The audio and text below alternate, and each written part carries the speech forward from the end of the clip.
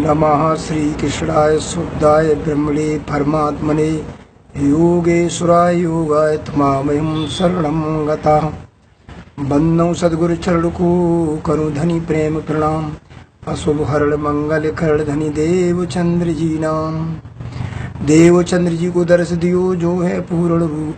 तारतम को तत्व कहो हृदय बैठ स्वरूप। अभी अभी हमारे शिष्यों ने हमको फेसबुक दिखाया और उन्होंने पूछा, गुरुजी एक बात बताओ, यहाँ अभी हम जो फेसबुक में देख रहे हैं उसमें संत रामपाल कह रहे हैं कि दुनिया वाले कृष्ण को परमात्मा पूर्ण ब्रह्म परमात्मा मानते हैं, उनको ज्ञान नहीं है। और वो शिव पुराण को पढ़ा रहे थे, गीता प्रेस गोरखपुर दिखा रहे थे कि ये गीता प्रेस गोरखपुर के ग्रंथ हैं। तो मैं उनको ये कहना चाहूँगा, संत रामपाल महाराज के शिष्यों आप लोग सुनो, 18 पुराणों वेदों शास्त्रों की आप लोग गहराई से जब अध्ययन करेंगे तब आपको ये पता चलेगा कि सच्चाई क्या है। आप लोगों ने ग्रंथ तो अवलोकन किए नहीं हैं, 18 पुराणों को तो देखा नहीं है। एक शिव पुराण को उठा लो, एक देवी भागवत को उठा लो, एक किसी अन्य पुराण को उठा लो, उससे कृष्ण तत्व को कभी नहीं जाना जा सकता है। चलो अब मैं आपको इसकी पुष्टि करता हूँ और आप लोगों को बता रहा हूँ, और मेरी बात को यदि आप इसे मिथ्या कर देंगे तो मैं आपको ये बोलना चाहूँगा कि मैं स्वयं सतनामी हो जाऊँगा। और याद रखें, हम लगभग 20 वर्ष सतनामी रहे। ओंग रारंग निरंजन सोहंग सतनाम 5 नाम जपे। बीजक हमको कबीर साहब का जो मूल बीजक है कंठस्थ याद है। तो पहले मैं ये बताना चाहूँगा कि स्वयं कबीर साहब ने भी परमात्मा कृष्ण गोविंद की साधना की है।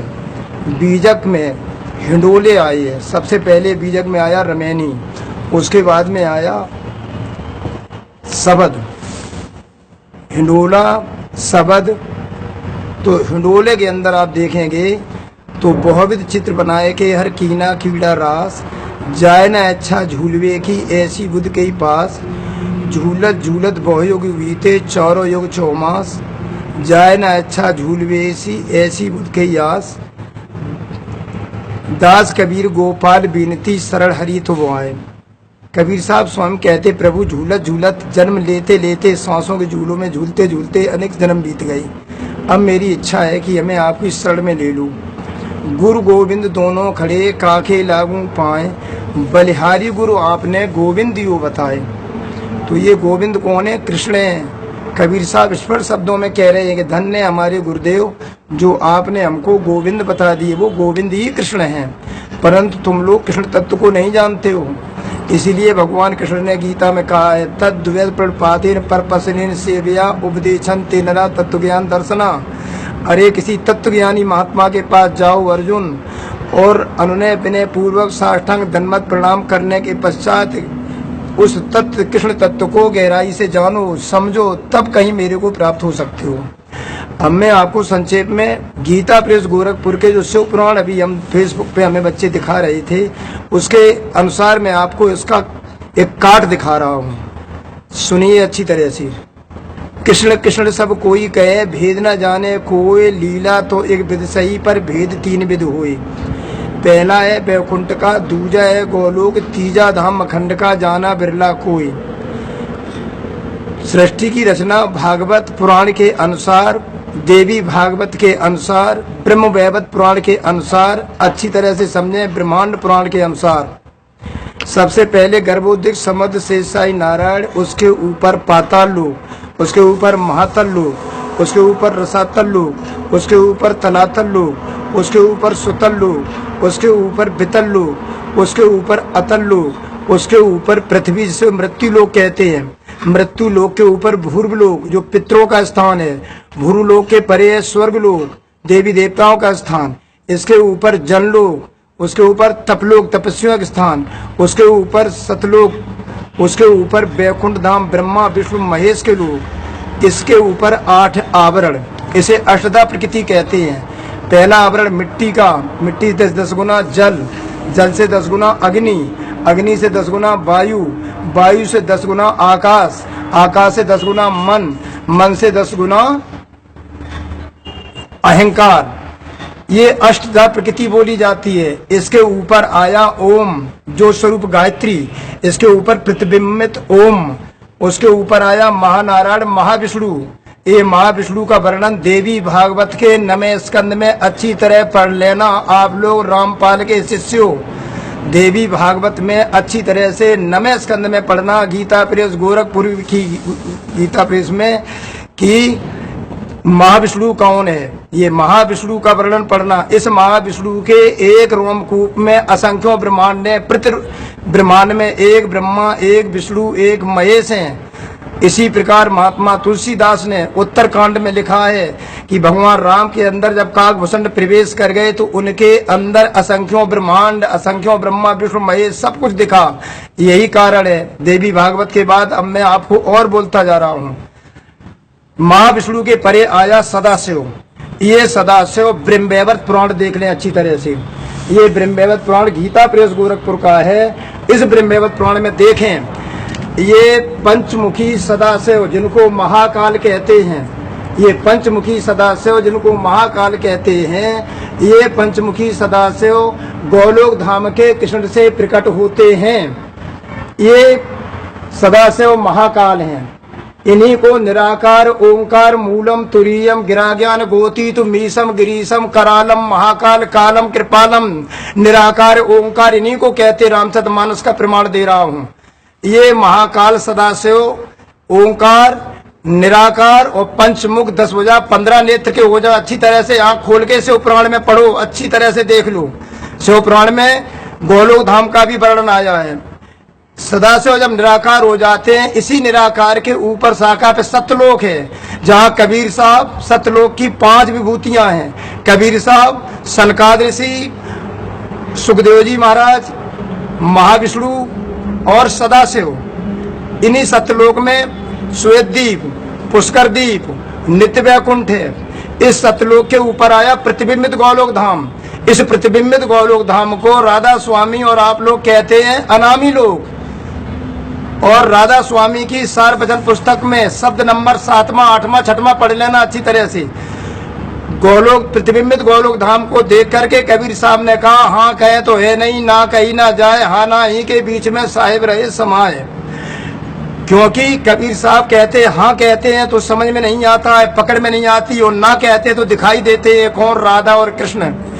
गोलोक धाम से परे आता है सबलिक धाम, उसके परे केवल धाम, उसके परे कूटस्थ अक्षर धाम, उसके परे परम धाम है। परमात्मा श्री कृष्ण का जो परम धाम है, उस परम धाम का वर्णन संक्षेप में बोल रहा हूँ। फिर सुन लीजिए एक तरफ से। सबसे पहले शेषाई नारायण, उसके ऊपर पाताल, उसके ऊपर महातल, रसातल, तलातल, सुतललोक, बितललोक, अतललोक, पृथ्वी, भूर्वलोक, स्वरलोक, मेहरलोक, जनलोक, तपलोक, सतलोक, ब्रह्मा विष्णु महेश के लोक, वैकुंठ, अष्ट आवरण, उसके ऊपर जो स्वरूप गायत्री, वेदों की गायत्री, उसके ऊपर आया महाविष्णु का स्थान। महाविष्णु के परे सदाशिव जो अभी दिखाया था आप लोगों को, ये शिव पुराण में, वो ब्रह्मवैवर्त पुराण में सदाशिव चित्र सहित दिया है। ब्रह्मवैवर्त पुराण में गीता प्रेस गोरखपुर ने, तो ये सदाशिव गोलोक धाम के कृष्ण के वाम अंग से प्रकट होते हैं। समझ लेना अच्छी तरह से।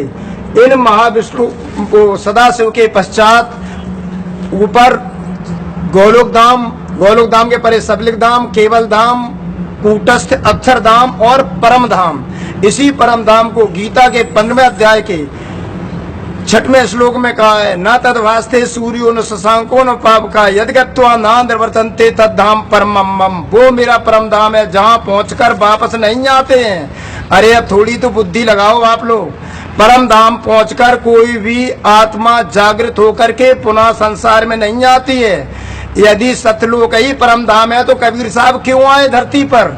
इसका तात्पर्य सतलोक परमधाम नहीं है, परमधाम मोक्ष का स्थान है।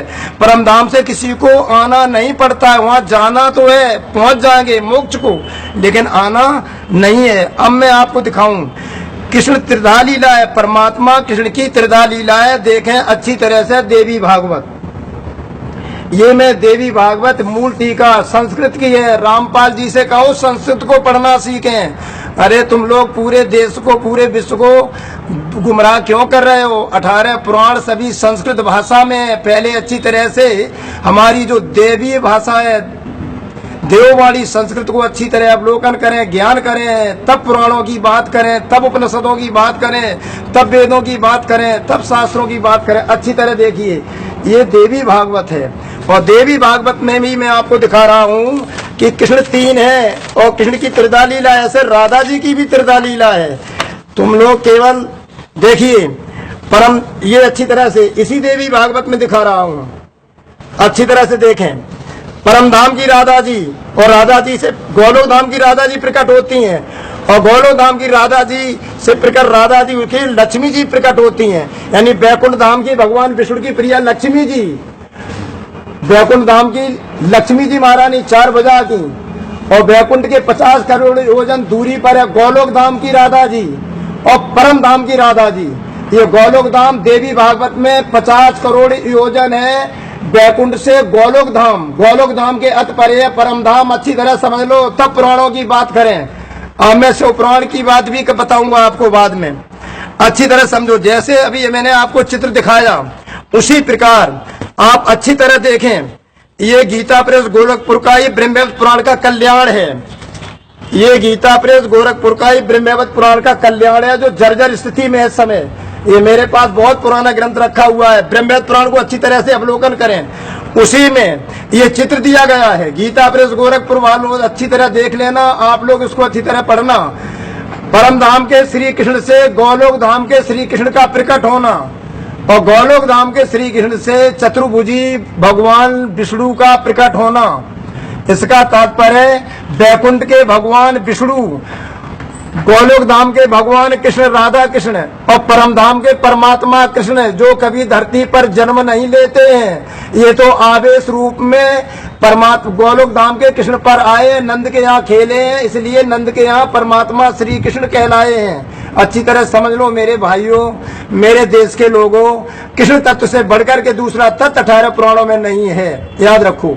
ये जो भगवान विष्णु है ये लक्ष्मीपति है, ये लक्ष्मीपति भगवान बैकुंठनाथ हैं, यही 24 अवतार धारण करते हैं। इसका भी मैं प्रमाण में तुमको भागवत में दूंगा, पद्म पुराण में देंगे और स्कंद पुराण में देंगे। अच्छी तरह समझो। अब मैं आपको एक चित्र और दिखाऊंगा, आपने देख लिया होगा अच्छी तरह से। ये 3 राधा दिखाई, 3 कृष्ण दिखाए, परम धाम की राधा जी, गोलोक धाम के राधा कृष्ण और बैकुंठ के लक्ष्मी भगवान विष्णु, लक्ष्मीपति राधापति और परम धाम के परमात्मा कृष्ण जो अहलाद नहीं सकती, अहलाद कहते हृदय के आनंद से अपने आप शक्ति लीला से द्वैत लगते हैं। परम धाम में परमात्मा अद्वैत है, परंतु चिद शक्ति से अपनी अखंड चैतन्य शक्ति से परम धाम पूर्णात पूर्ण मुदते, वह सत में पूर्ण है, चिद में पूर्ण है, आनंद में पूर्ण है। यदि सत में से कुछ भी निकाल लो तो भी सत पूर्ण रहेगा, चिद में से कुछ भी निकालो तो भी चिद पूर्ण रहेगा, आनंद में कुछ भी निकाल लो तो भी आनंद पूर्ण रहेगा। इसलिए ये देखो, अब मैं आपको देवी भागवत में एक बात और दिखा दूं अच्छी तरह से, कभी आप लोगों ने अवलोकन करना, अच्छी तरह से देखना। देवी भागवत में ये चित्र दिया, ये देवी भागवत है गीता प्रेस गोरखपुर की, और देवी भागवत में ही अच्छी तरह देखना कि ब्रह्मा, भगवान शिव जी, भगवान शिव और भगवान विष्णु ये 4 सैया के रूप में है। एक सैया है, आसन है, 4 पाए या तखत मान लीजिए, सिंहासन मान लीजिए, 4 पाए हैं। भगवान शिव जी, ब्रह्मा जी और श्वेतद्वीप के विष्णु भगवान और शंकर जी, उनके ऊपर आया कमल, कमल उसके नीचे लेटे हैं भगवान शिव जी। शिव पुराण जो अभी दिखा रहे थे, भगवान शिव जी लेटे हुए हैं और शिव जी के ऊपर पंचमुखी सदाशिव अपनी भुवनेश्वरी देवी के साथ बैठे हैं। ये वही पंचमुख सदाशिव हैं जिनको महाकाल कहते हैं। इसलिए ये पंचमुखी सदाशिव ये ब्रह्मा विष्णु महेश के परे शिव जी के लेटे हुए हैं और शिव जी के ऊपर कमल की सैया लगी है, उसके ऊपर ये पंचमुखी सदाशिव लेटे हुए, इनको महाकाल कहते हैं। और ये पंचमुखी सदाशिव महाकाल प्रकट होते हैं भगवान गोलोक धाम के श्री कृष्ण से। इसलिए बार बार पुराणों को पढ़ करके आप दिखा रहे हैं, पूरे पुराणों को अच्छी तरह अवलोकन करें उसके बाद अपनी ज्ञान गंगा को इसको जलाओ, झूठी है, ये गलत है, अभी तुम्हें पता नहीं है और कुछ समझना पड़ेगा। इसलिए ये तो मैंने आपको दिखाए 2 पुराणों की बात। अब मैं आपको दिखा रहा हूँ श्रीमद् भागवत, अच्छी तरह देखें। गीता प्रेस गोरखपुर की ये देवी भागवत है, और देवी भागवत में वो श्रीमद् भागवत महापुराण है। गीता प्रेस गोरखपुर का 2य खंड, उसमें अच्छी तरह से आप देखें, ये प्रमाण दिया गया है।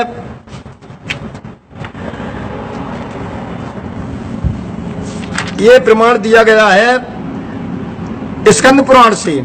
स्कंद पुराण से इसमें देखें, आप पढ़ेंगे, बृहस्पति भगवान कह रहे हैं,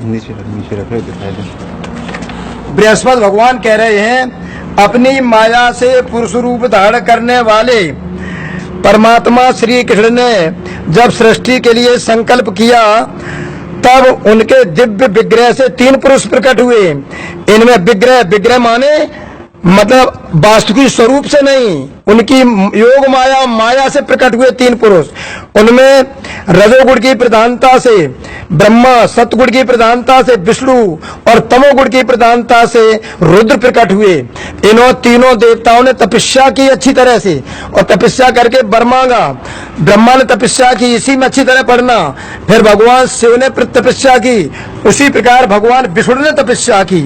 जब भगवान विष्णु ने तपस्या की है तो उन्होंने कहा, देव, मैं आपकी आज्ञा के अनुसार कर्म और ज्ञान के उद्देश्य उद्देश्य प्रवृत्ति और निर्वृत्ति द्वारा यथोचित रूप से प्रजाओं का पालन करूंगा, और काल क्रम से जब जब धर्म की हानि होगी तब तब अनेकों अवतार धारण करूंगा, धर्म की स्थापना करूंगा। जो भोगों की इच्छा रखने वाले हैं उन्हें अवश्य ही उनके किए हुए यज्ञादि कर्मों का फल अर्पण करूंगा, तथा जो संसार बंधन से मुक्त होना चाहते हैं, विरक्त हैं, उन्हें उनके इच्छा अनुसार 5 प्रकार की मुक्ति देता रहूंगा। परंतु जो लोग मोक्ष भी नहीं चाहते, उनका पालन मैं कैसे करूंगा? यह बात समझ में नहीं आती। इसके अतिरिक्त मैं अपनी तथा लक्ष्मी जी की रक्षा कैसे कर सकूंगा? इसका उपाय मेरे को बताइए। भगवान विष्णु की यह प्रार्थना सुनकर आदि पुरुष परमात्मा श्री कृष्ण ने उन्हें भी श्रीमद् भागवत का उपदेश दिया। कहने का तात्पर्य है, ये ब्रह्मा विष्णु महेश, ये तीनों देवता भगवान गोलोकनाथ से प्रकट है। भगवान सदाशिव, उसके बाद सदाशिव के बाद माया प्रकट होती है। माया के 3 गुण है, सतोगुण, रजोगुण, तमोगुण। इससे ब्रह्मा विष्णु महेश तीनों देवता हैं। इनके परमात्मा परम धाम के जो श्री कृष्ण हैं, उनको अच्छी तरह से जानने के लिए आप एक काम और करें। अब मैं आपके सामने ग्रंथ रख रहा हूं, गीता प्रेस गोरखपुर का ही ग्रंथ है, गर्ग संहिता।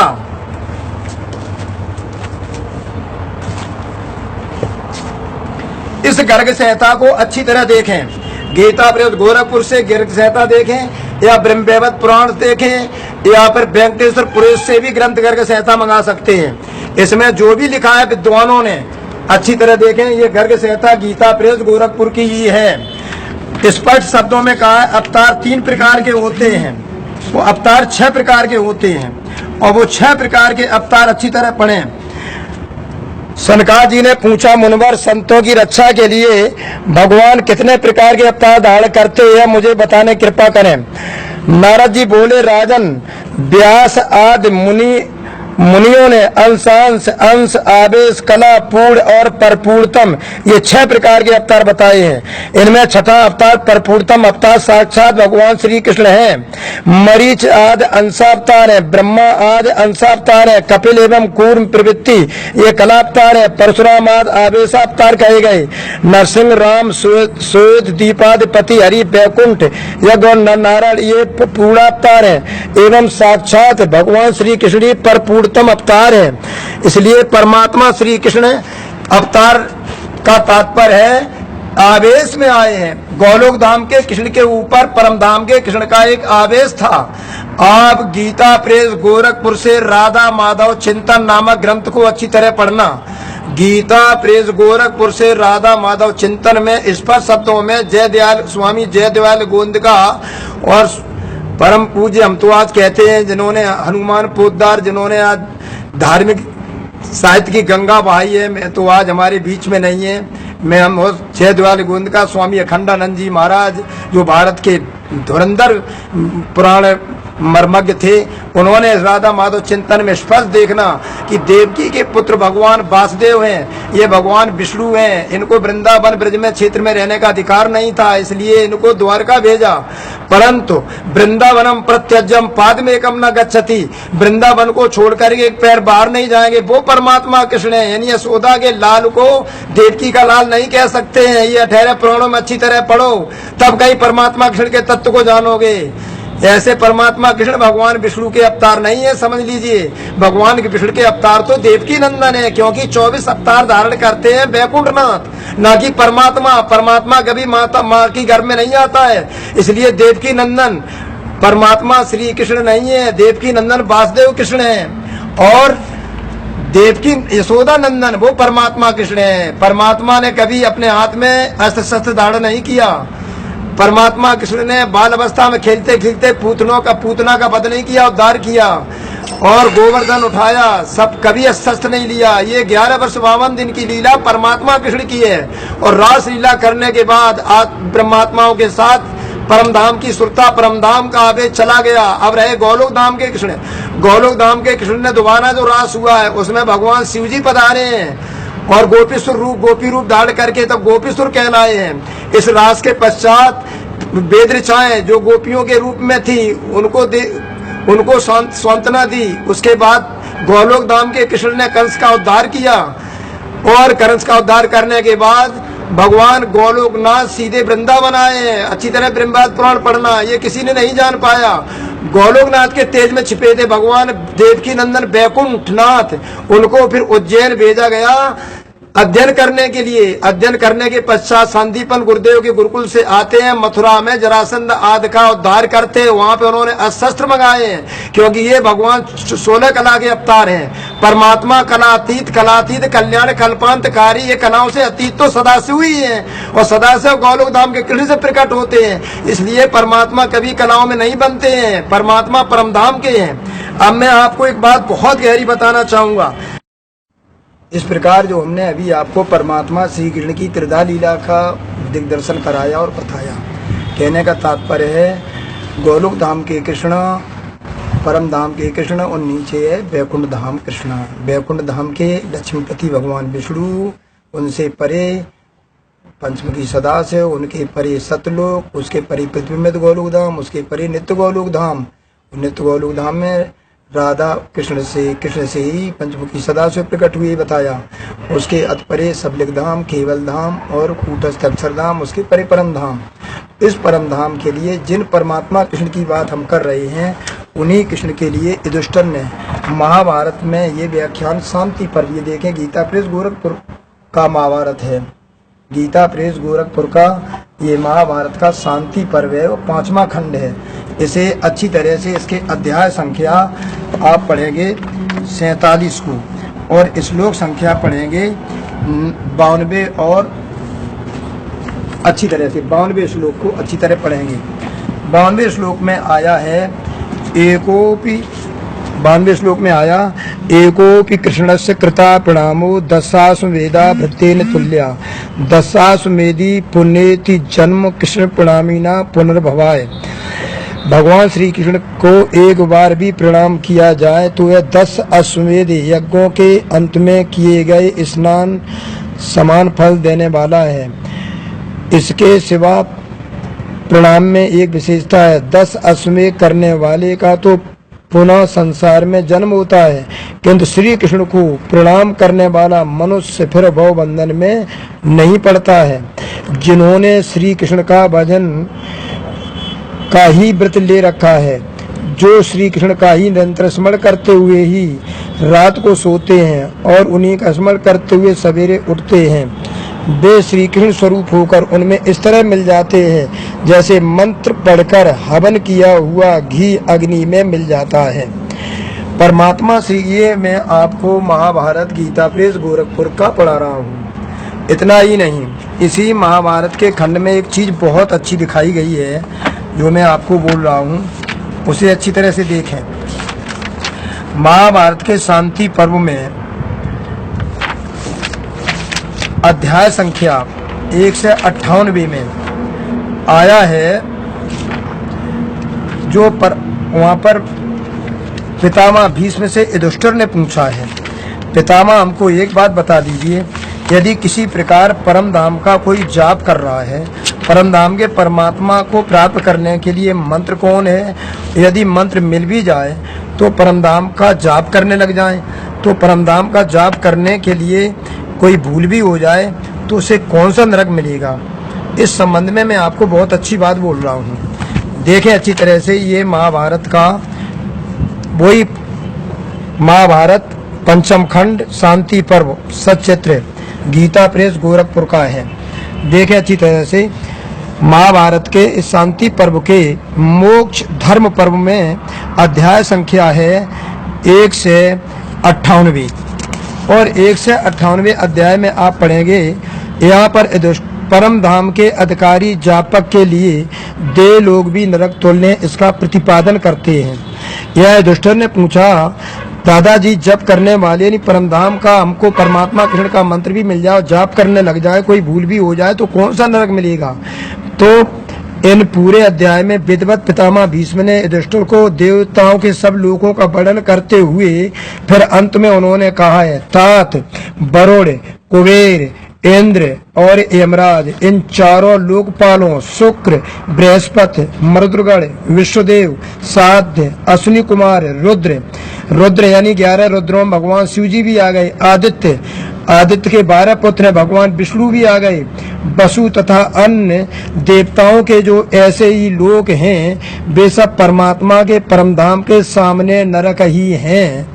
याद रखो, परम धाम परमात्मा के परम धाम के सामने तुम्हारा सतलोक भी नरक है, परमात्मा के परम धाम के सामने वैकुंठ भी नरक है। परमात्मा का परम धाम जो है वो इस महाभारत के अनुसार सब परम धाम से बढ़कर के दूसरा कोई धाम हुआ ना होगा, क्योंकि परमधाम परमात्मा श्री कृष्ण का धाम है। परम धाम इसलिए भगवान कृष्ण ने गीता में कहा, अर्जुन मेरे को तत्व से जान। याद रखो, जब इस तत्व को गहराई से जान जाओगे तब आपको पता चलेगा। इतना ही नहीं, मैं आपको और भी कुछ बताने के लिए अब की बार दोबारा शेयर करेंगे, कुछ बताऊंगा, पहले आप लोग इतना समझें। याद रखो, जहाँ तक मेरी ये आवाज़ पहुँच रही है और सब लोगों को बता दो कि हमारे जितने भी इस भारत से लेकर के पूरे विश्व में जितने भी संत ऋषि मुनि और जितने भी पंथ चल रहे हैं, वो एक भी पंथ ऐसा नहीं है जो हमारे वेद पुराण शास्त्र उपनिषदों से बाहर निकला हो।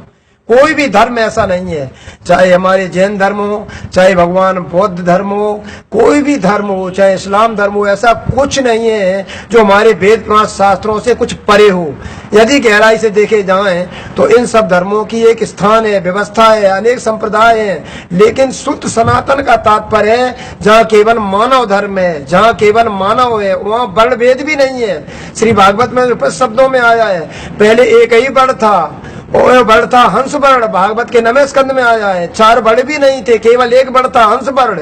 एक वेद था केवल अथर्व वेद, दूसरा वेद भी नहीं था। ये सब भागवत में वर्णन आया है। तो भैया इसलिए पहले 18 भगवान व्यास जी स्वयं भगवान विष्णु के अवतार हैं, और भगवान विष्णु ने व्यास के रूप में इसलिए अवतार लिया कि स्वयं भगवान विष्णु चिंतन करते हैं परम धाम का, परमात्मा का चिंतन करते हैं। अंत में उन्होंने अवतार धारण किया और 18 पुराणों में विधिवत कृष्ण तत्व लिखा, सब देवताओं का वर्णन करते हुए, सबको जहाँ का लोक है उनकी विशेषता बताते हुए अंत में परमात्मा कृष्ण तत्व पर विचार किया और परमात्मा कृष्ण का तत्व का गहराई से लिखन किया।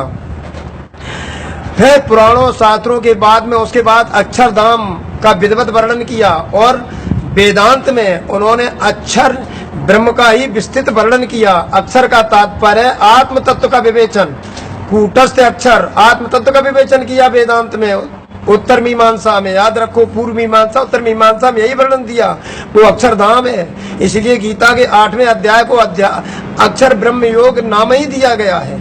परमात्मा श्री कृष्ण के गहराई को जानने के लिए फिर मैं अब की बार आपको कुछ शेयर करूंगा, इसलिए ये भ्रम निकाल दीजिए। याद रखो, 11 रुद्र जो प्रकट होते हैं वो सदाशिव से प्रकट होते हैं, महाकाल से प्रकट होते हैं। रामचरितमानस के उत्तरकांड में नमामि ईशान निर्वाण रूपम विभम व्यापकम ब्रह्म वेद स्वरूपम निजम निर्गुणम निर्विकल्पम निर्यम चिदाकाश महाकाश भासम भजेयम निराकार ओंकार मूलम तुरीयम गिरा ज्ञान मीसम गिरीशम। तो ये करालम महाकाल कालम कृपालम, ये महाकाल है सदाशिव, और ये गोलोक धाम के कृष्ण से प्रकट होते हैं, और गोलोक धाम के कृष्ण परम धाम के कृष्ण के, और परम धाम का कृष्ण स्वयं अक्षरातीत परमात्मा कृष्ण है। इसलिए परम धाम का जाप करोगे तो आप कोई भूल भी हो जाती है तो तुम्हें बैकुंठ मिलेगा। क्यों? क्योंकि परम धाम के सामने बैकुंठ भी नरक है, सतलोक भी नरक है, क्योंकि वहां से आना जाना है। बैकुंठ में श्राप लगा, जय विजय को आना पड़ा। बैकुंठ धाम के परे गोलोक धाम है, गोलोक धाम में राधा ने श्री धामा को, श्री धामा ने राधा को श्राप दिया। इसी प्रकार सतलोक से याद रखो कबीर साहब आए हैं, कबीर साहब के 16 पुत्र हैं और एक अद्या नाम की कन्या है, उसे अच्छी तरह बीजक में पढ़ो। केवल परम धाम ऐसा है जहां पर जीवात्मा पहुंचकर वापस नहीं आता है आत्म स्वरूप, याद रखो। इसलिए परमात्मा श्री कृष्ण का वो परम धाम है। गीता अपनी जगह पर, हमारे पुराण अपनी जगह पर बोल रहे हैं, लेकिन अध्ययन कच्चा होने के कारण 18 पुराणों को अलग अलग दृष्टि से देख रहे हैं। 18 पुराणों में देवी भागवत, देवी मूल देवी कौन है? राधा जी महारानी। राधा जी से सब शक्तियां, सारी देवियां प्रकट होती हैं। देवी भागवत में पढ़ेंगे सारे देवता कृष्ण तत्व से ही प्रकट होते हैं। जे भी देखो शिव पुराण को अच्छी तरह पढ़े तो शिव पुराण में अच्छी तरह से देखेंगे तो गोलोक धाम का वर्णन आया है, याद रखो। इसलिए शिव पुराण को गहराई से पढ़ो, ज्ञान गंगा के माध्यम से समाज को बेवकूफ मत बनाओ। इसलिए सदगुरु को प्रणाम, परम प्राणनाथ जी की जय बोलते हुए, सदगुरु निजानंद स्वामी की जय बोलते हुए तुम्हें एक बात और बताऊं। जिस सदाशिव की अभी आप हमें शिव सहायता दिखा रहे थे, उन्हीं सदाशिव के ही एक मैं ग्रंथ आपको दिखाता हूँ। शिव जी ने 64 तंत्र लिखे हैं।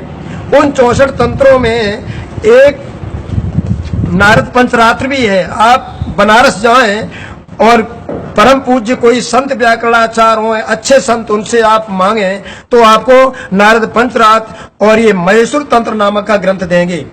इस महेश्वर तंत्र नामक ग्रंथ बनारस से आपको पढ़ने को मिलेगा। इस महेश्वर तंत्र के पटल संख्या 29 में पढ़ेंगे। महेश्वर तंत्र के पटल संख्या 29 में पढ़ने को मिलेगा। वहां पर पार्वती जी ने शिव जी से पूछा, हे प्रभु, पटल संख्या 29 में पढ़ेंगे। यहाँ पर ये अच्छी तरह देखें, ये महेश्वर तंत्र है और ये आपको हिंदी टीकाकार डॉक्टर बंशीधर शर्मा सहायता शिक्षा शास्त्री विद्या वारिद है। आज वो हमारे बीच में नहीं है, आप इसे बनारस से मंगा करके अच्छी तरह अवलोकन करें। पार्वती जी ने कहा, महेश्वर, हे महेशान, आप उस मंत्राज को मेरे प्रति कहें जिसके श्रवण मात्र से संपूर्ण मंत्रों का फल प्राप्त होता है। महादेव जी ने कहा, हे देवेश, यह मंत्र राज गोपनीय मंत्रों में भी मान गोपनीय है। इस मंत्र को एक बार जपने से ही संपूर्ण पाप नष्ट हो जाते हैं। हे देवी, मैंने तुम्हारे प्रति 7 करोड़ मंत्र कहे हैं। उन मंत्रों में बहुत से श्री कृष्ण मंत्र भी कहे हैं। हे महेशान, ये 7 करोड़ मंत्र मैंने तेरे प्रति तब कहे थे जब श्री कृष्ण जी पहले भारत देश के वृंदावन में होने वाली व्यवहार की रासलीला में प्रविष्ट हो गए थे।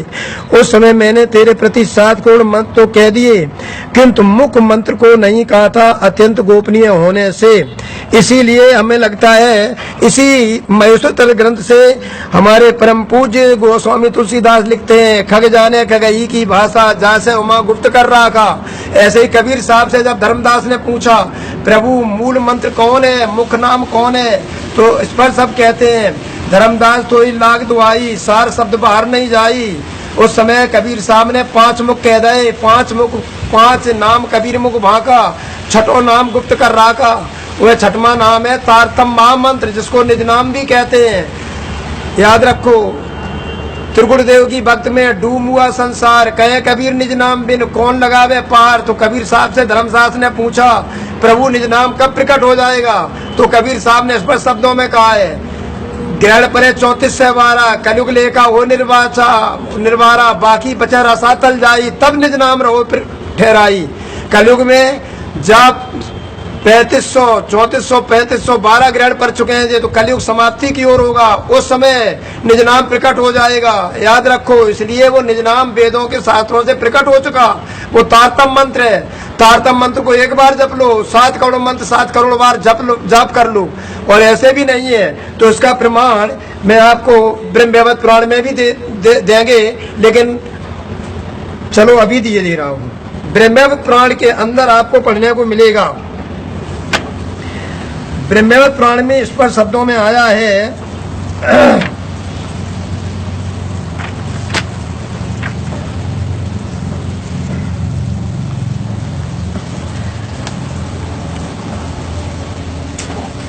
आया है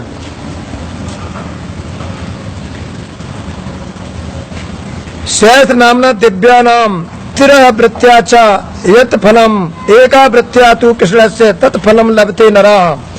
कृष्ण नामना परम नाम न भूतम न भविष्यन्ति सर्वश्च परम नाम कृष्णेति वैदिका विदुः। कृष्णेति या गोप्यस्य स्मृति नित्यसा जन्म वित्वा यथा पद्म नरका द्वारा में हम अस्मे सहस्रेभ्य फलम कृष्ण तपस्य च बरम तेभ्य पुनर्जन्म न तो भक्त पुनर्भवः।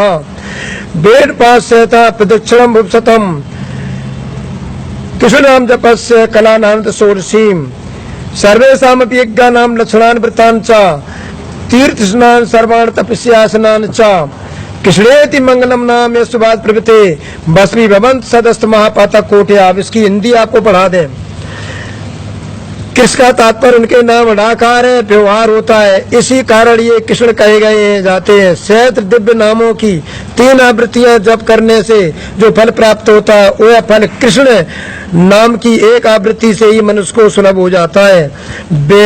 वैदिकों का कथन है कि कृष्ण नाम से बढ़कर दूसरा नाम न हुआ और न होगा। कृष्ण नाम सभी नामों से परे है। हे गोपी, हे मनुष्य, जो मनुष्य कृष्ण कृष्ण ये कहते हुए नित्य उनका स्मरण करता है उसका उसी प्रकार नरक से उद्धार हो जाता है जैसे कमल जल का भेदन करके ऊपर निकल जाता है। कृष्ण ऐसा मंगल नाम जिसकी वाणी में वर्तमान रहता है, उसके करोड़ों करोड़ों महापातक तुरंत भस्म हो जाते हैं। कृष्ण नाम जप का फल सहस्त्रों अश्वमेघ यज्ञों से फल से भी श्रेष्ठ है।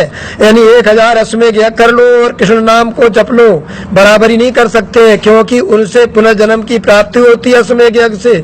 परंतु परमात्मा गण के नाम जप से भक्त आवागमन से मुक्त हो जाता है। समस्त यज्ञ, लाखों व्रत, तीर्थ स्नान, सब प्रकार के तप, उपवास, सहस्त्रों वेद पाठ, सैकड़ों बार पृथ्वी की प्रदक्षिणा, ये सभी इस कृष्ण नाम जप की 16वीं कला की समानता नहीं कर सकते हैं। इसलिए पहले तो कृष्ण तत्व को अच्छी तरह से जानो, तब कृष्ण तत्व पर बात करो। यानी कहने का तात्पर्य है परमात्मा कृष्ण का निज नाम 1 बार जप लो। 7 करोड़ मंत्र शिव जी कह रहे मैंने तुमको दिए हैं, 7 करोड़ मंत्र 7 करोड़ बार जप लो। परमात्मा कृष्ण का नाम 1 बार जप लो, बराबरी नहीं हो सकती है। परमात्मा कृष्ण के हृदय में लोभ अहंकार नहीं होता है, क्रोध नहीं होता है। परमात्मा कृष्ण का भक्त सदाचारी होता है, सदचरित्र होता है। परमात्मा कृष्ण के भक्त से याद रखो, परमात्मा कृष्ण का भक्त कभी व्यभिचारी नहीं हो सकता है। परमात्मा कृष्ण का भक्त दुराचारी नहीं हो सकता है। परमात्मा कृष्ण का भक्त सारे संसार को पवित्र करने में समर्थ है। ये पुराणों शास्त्रों में वर्णन है। इसके आगे का वृत्तांत फिर आप कभी बताएंगे। बोलो सदगुरु महाराज की, कृष्ण कन्हैया लाल की जय, प्राणनाथ प्यारे की जय।